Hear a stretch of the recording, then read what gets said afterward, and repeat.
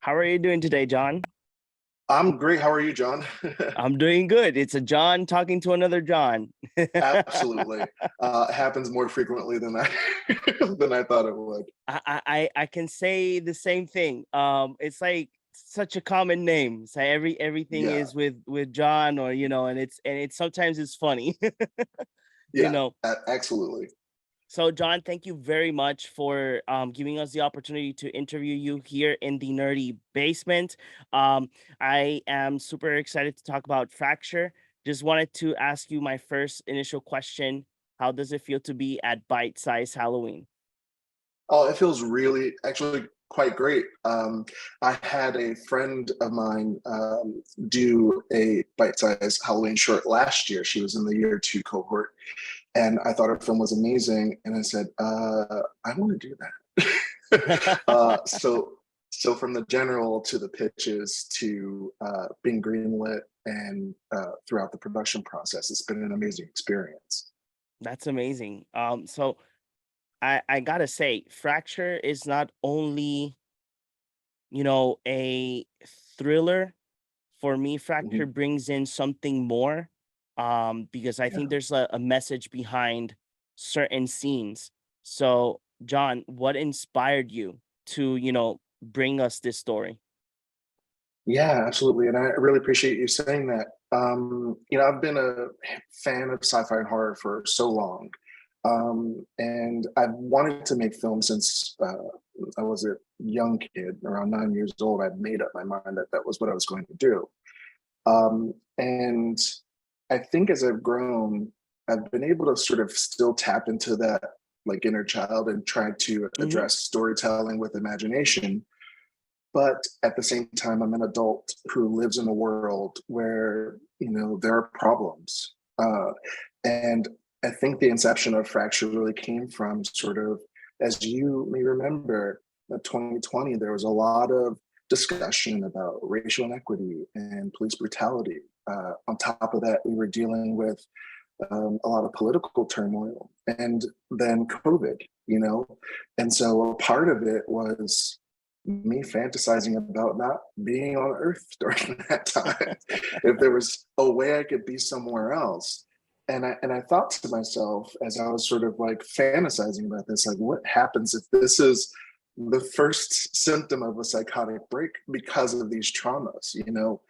Um, and and then it clicked that there was a story in there to tell about how people of color, Black people in particular, during this time are metabolizing all this imagery and all this feeling, and it felt necessary to sort of come up with a story that married examining that with the things that I like sci-fi and horror and thrillers. So That's amazing. So the other thing is that I did loved all of the sceneries and the locations. Was it yeah. difficult to find them? Because I do see that some of them are like coast near the beaches and like very big open areas. And Yeah, there's certain scenes that you just have like the area alone, and I'm like, wow, this is beautiful. yeah, And I had to imagine it had to be difficult to search for these places, right? it was. I had the privilege to bring the production to Scotland, where I had been before and I had spent time. And we got a locations manager, and we were trying to figure out how it could logistically pull this off within budget and really make it look like it's an isolated planet. Um, and luckily, and not even our location manager, I think it was a line producer who said, there's this place I've always wanted to go. Why don't you take some pictures, like look at some pictures? And I thought, no, I really want to go to, Inverness. I want to go to Skye. I want to go to these specific, like really, really remote places. Um, and, I was being a bit stubborn about it. And my producer said, just take a look at these pictures and let me know what you think. And I was blown away. So the place where we shot was a wildlife preserve, nature park in a town called Arbroath, in sort of northeastern Scotland. And we didn't have um, the space to ourselves. Oh, It okay. was open to the public, and we had to be very, very clever about how we could frame out people and our sort of base camp and equipment and all that stuff, as well as like small towns on the horizon. I mean, there was one shot that required a pretty heavy amount of post-production effects to remove Oh, wow. people and everything from Mhm. it. So, but we were really glad that it translated as a big, open, isolated planet. Wow, that's amazing. So, yeah, because again, like I mentioned, it's gorgeous. You know, when I saw Fracture, I was like, wow, there's so many scenes that they just look picture perfect. You know what I mean? Yeah, Um, yeah.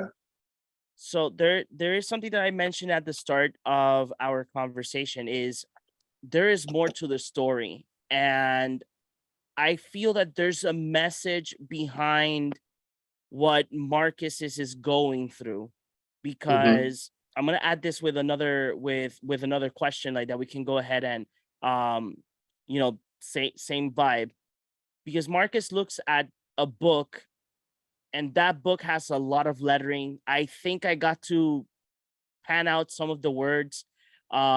There's newspaper articles, and I feel that you wanted to give us much more than just a short film.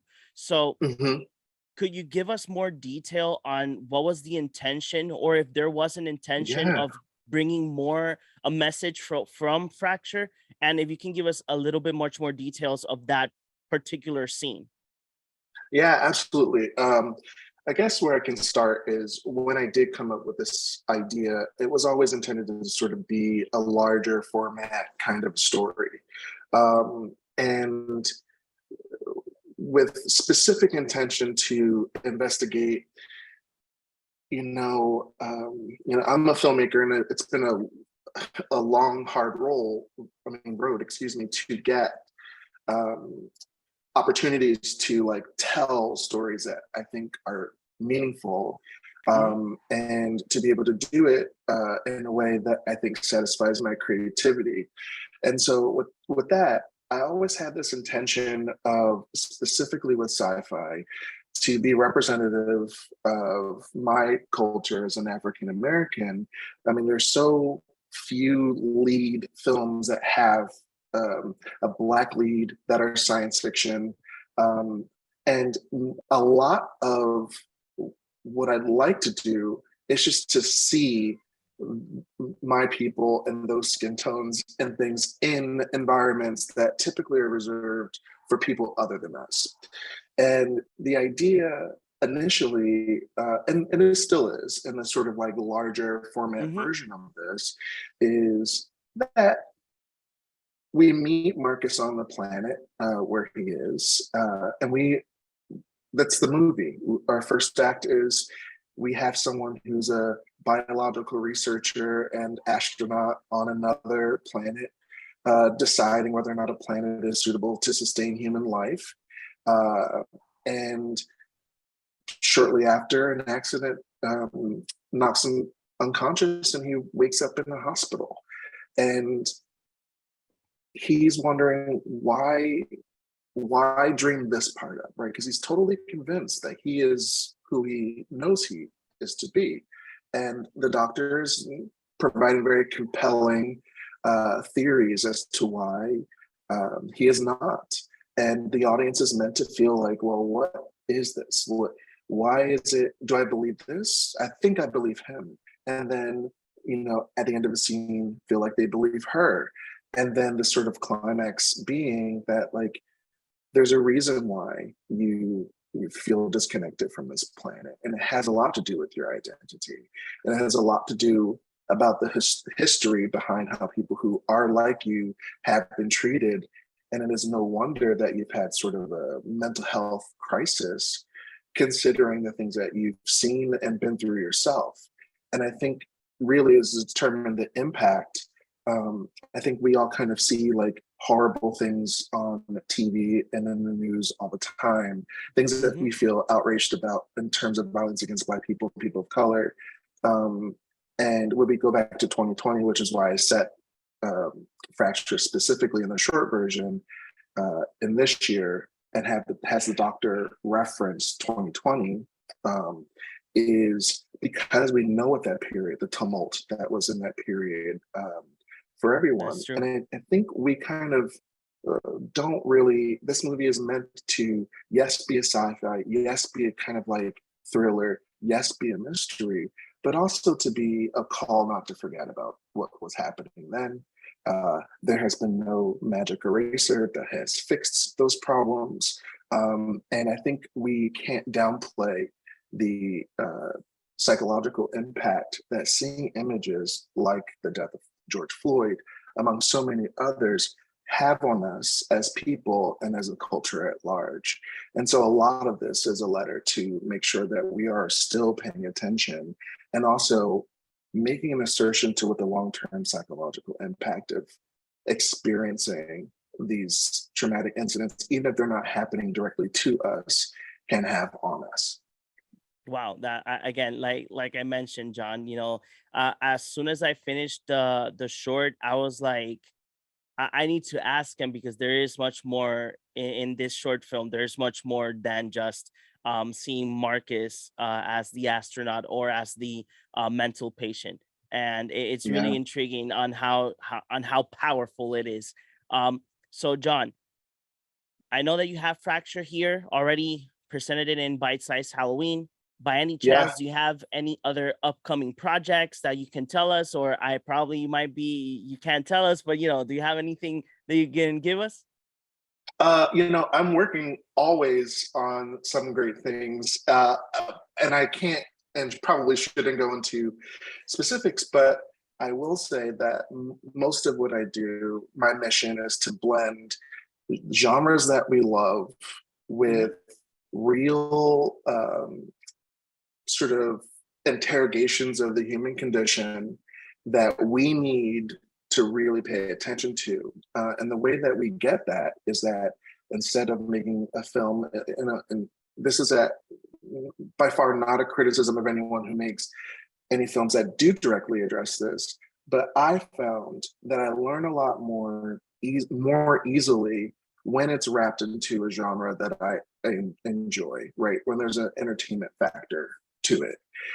So you can expect those kinds of things from me uh, going forward. That stories that have some meaning and heart, and beg you to ask questions about what's going on around you, wrapped in things that are exciting and beautiful and epic.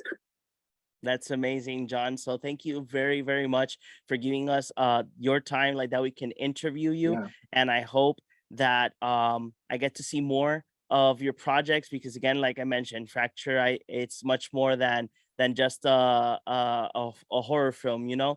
So thank you for everybody that has joined us here at the my Nerdy pleasure. Basement.